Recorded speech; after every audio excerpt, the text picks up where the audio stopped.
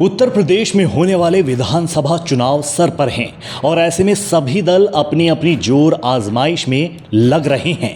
लेकिन एक वक्त यूपी की सत्ता संभालने वाली मायावती का हाथी किस चाल और किस दिशा में जा रहा है, इस बात का अंदाजा कोई नहीं लगा पा रहा है।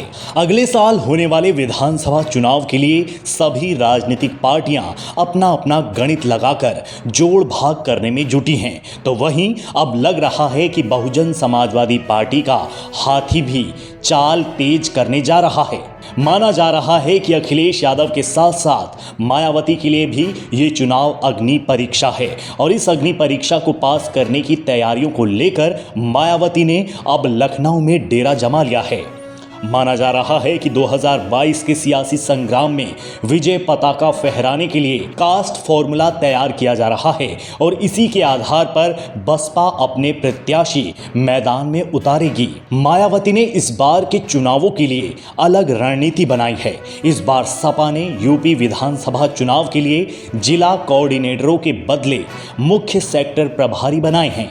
कहा जा रहा है कि इस बार बसपा सेक्टर प्रभारियों के आधार पर 2022 में होने वाले विधानसभा चुनावों के उम्मीदवारों का चयन करेगी और इसी आधार पर सभी प्रत्याशियों को मैदान में उतारा जाएगा। टिकट बंटवारे को लेकर बीएसपी का नया फॉर्मूला ओबीसी को प्राथमिकता देने की रणनीति है और इस रणनीति के मुताबिक प्रदेश के हर जिले में 1 से 2 ओबीसी उम्मीदवारों को टिकट दिया जा सकता है। सूत्रों की माने तो इस बार बसपा सामान्य जाति में सबसे ज्यादा ब्राह्मण को तवज्जो देगी। इसके बाद उन्होंने अपने आधार वोट बैंक दलित और मुस्लिम को टिकट देने की रणनीति अपनाई है। यानी इस बार बसपा ओबीसी जाति पर अपना दांव खेलेगी।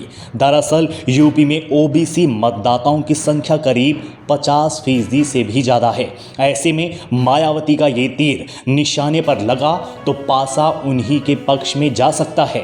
लेकिन मायावती का फोकस सिर्फ ओबीसी पर ही नहीं है बल्कि सामान्य जाति पर भी है और इसलिए हर वर्ग और हर जाति के हिसाब से ही नेताओं को टिकट बंटवारा होगा।